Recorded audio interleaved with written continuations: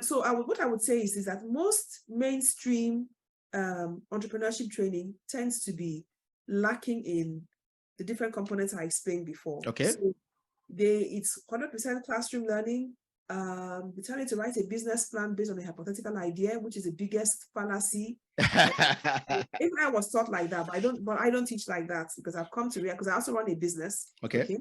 And I sit on many boards, which gives me a lot of hands-on experience. I've realized that you really cannot write a good business plan without a good feasibility study, which can take months or even years. Even years, yes. You know, so basically what I train my students to understand is that, look, you have different tools to help you at different stages of your business. Yeah. So the business model canvas is actually more ideal for the initial stage of the business.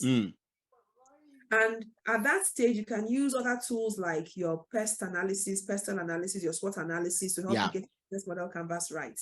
Okay. So for me, these are tools to help you get your feasibility studies right. Feasibility meaning, okay, so I've identified this problem. I'm thinking this solution I have may be worth it. I test that solution. Yeah. And I'm getting feedback from the people who are facing the problem for me to refine my initial idea. Yeah. Such that by the time I have gone through those iterations to help me refine my idea, I'm now able to come up with a product that is now acceptable and is being demanded at scale. Yeah. At the point where there's scaled demand for my product is when I actually need a business plan to help me really scale. Very good. Very good. Very good. And then that's even when I need the kind of large scale funding that will help me be able to buy the equipment and things I need to scale, because I now have a proven ready market. Very good. Willing to even pay in advance. Yeah. Okay. So that's when, so it's almost like, I tell people a business is like a baby. You don't give a newborn baby solid food. Yeah. So no matter how nourishing that solid food is, they're not ready for it yet. It's going to be a waste. It's going to kill the baby. Yeah. Okay. Down their throat. So when somebody only who has an idea goes and writes a business plan and gets funding, you've given him an overdose. I agree. That will do her no good. I agree. Okay. Yeah. So I give my students very little money at the beginning. Yeah. On purpose, and they are compelled not to add any funding of theirs to it. And they end up running $1 million businesses within 3 months. Before they now they need that large chunk of funding. Yes. Yeah. But they will see for themselves how you can grow, start small while thinking big.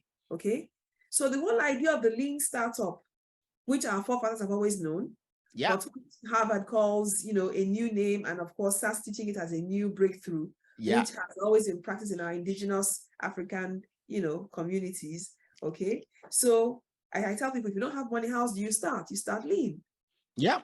But it's also an advantage. It's not a disadvantage, because you see, when you start lean, it makes you test, improve, refine, and evolve as you grow. Yeah. It also helps you learn the markets, learn your customers, learn what they want, understand the varieties you can offer based on the expressed needs. So it's a learning opportunity for you, because once you start something new, you're bound to make mistakes. Yeah. And if those mistakes are inexpensive, you can overcome them and continue to grow. Yeah. But when you have a large sum of money at the initial point, because you spend a lot of money, your mistakes are so expensive that they knock you out. Yeah. And that's why businesses die at a young stage. Very good. Very good. See, Henrietta, what you have explained now is invaluable lessons. Okay.